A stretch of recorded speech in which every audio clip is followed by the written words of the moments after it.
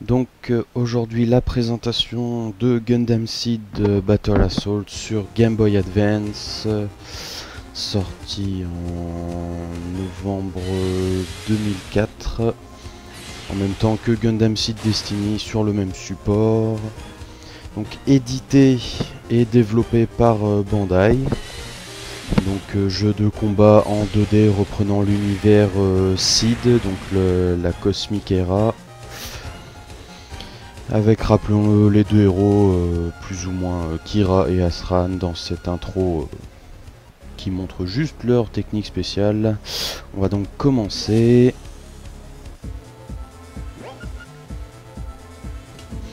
Alors, il y a 7 modes de jeu, ce qui est déjà pas mal. Le normal mode, qui est une espèce de mode histoire qui respecte pas l'anime, non chronologique, avec des combats aléatoires contre diverses mobile suits. Donc d'ailleurs il en manque quelques-uns. Le versus mode pour jouer avec quelqu'un via un câble Link avec une autre Game Boy. Le training mode tout simplement pour s'entraîner, pour latter gratuitement quelqu'un tout en reprenant sa vie, juste pour tester des coups, des combos.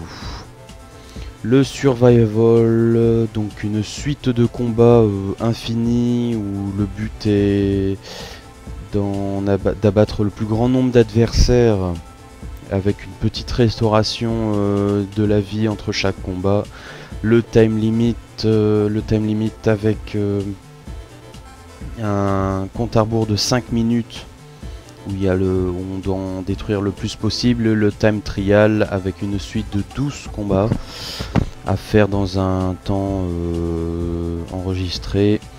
Et le free battle mode, donc un combat tout à fait normal avec réglage de la difficulté, handicap, niveau, etc. On va donc faire un combat pour la démonstration. Donc 4 modes de jeu disponibles, enfin 4 niveaux de difficulté. Le niveau Very Hard se débloque une fois que le mode Hard en mode histoire est terminé. Donc là on va jouer en normal. Au départ, un choix de 8 mobile suits, donc les habituels. Du moins de l'anime, le strike, l'Aegis, le buster, le duel et le blitz, les 5 de départ avec les 3 tarés, donc le calamity, le rider, le forbidden. Et ensuite on débloquera donc le astray, le sigu, le justice et le freedom, rien que ça. Il manque quand même le providence, au moins pour le combat final ça aurait été pas mal. Donc je vais prendre le Freedom parce que niveau contrôle c'est l'un des plus appréciables pour jouer. La jauge de handicap pour faire plus ou moins de dégâts si vous voulez que le combat soit plus équitable. Alors le automatique ou manuel, le mode de commande. Automatique c'est tout simplement, on a 4 touches A, B, L, R et elles définissent une action bien précise à combiner juste avec avant ou arrière. Tandis que le manual, c'est tout simplement pour faire des combos, pour faire un simple tir laser, il faut faire bas, diagonale, droite, A. Alors qu'il suffit de faire un simple A en automatique. Le manual c'est tout simplement pour les bourrins de la manette, donc généralement vous jouerez en automatique. Le choix des niveaux, reprenant plus ou moins fidèlement des moments clés de l'anime, un peu partout. Donc pour ma part je vais prendre l'atmosphère, l'entrée en atmosphère, là où Isaac nous fait une belle action. Ensuite le réglage donc des stats, on peut régler les HP et le phase shift au détriment ou pas des réacteurs, mais en général les réacteurs on s'en fout parce que personne n'a un style de combat aérien puisqu'on ne peut rien y faire. Donc généralement on se met la vie à fond et voilà. Donc le combat se lance. Alors l'animation donc est plutôt fluide, c'est pas trop mal, il Il y a des petits hicks de temps en temps, des ralentissements ou des hachures, enfin c'est mal... on a l'impression que des fois qu'il manque des images dans le défilement. Mais c'est pas trop mal. Le décor, les niveaux sont plutôt bien faits. Il n'y a rien à redire dessus. Pareil pour la musique c'est bien.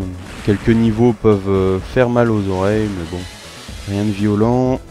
Au niveau du gameplay, des commandes, c'est le point négatif. On a 4 touches, 4 actions. Le A, le tir laser, le B, le contact, donc principalement le sabre laser.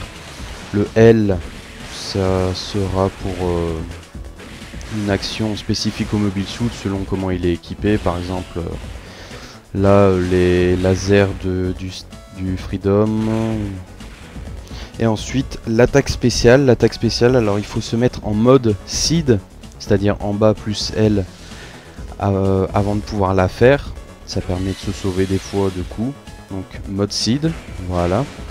Et on a le droit qu'à une seule attaque spéciale par combat. Donc autant ne pas la louper, hein, parce que sinon après on ne peut plus la faire du tout. Donc le jeu en lui-même, les commandes sont vraiment brouillons, hein, c'est le seul point négatif, on aura du mal à la prise en main au départ. Et une fois qu'on aura tout débloqué dans le jeu, il sera quand même répétitif parce que le seul but c'est d'abattre l'ennemi, peu importe le mode de jeu. Donc une fois qu'on a découvert tous les mobile suits, leur panoplie de mouvement, et avec quelques extras, limite jouer avec quelqu'un d'autre, il n'y a pas grand chose à faire. Donc les points négatifs restent quand même la durée de vie et les commandes qui sont affreuses, même si là sur la vidéo ça paraît facile, mais pas du tout. Donc voilà sur ce qu'il faut retenir de Gundam Seed Battle Assault sur Game Boy Advance.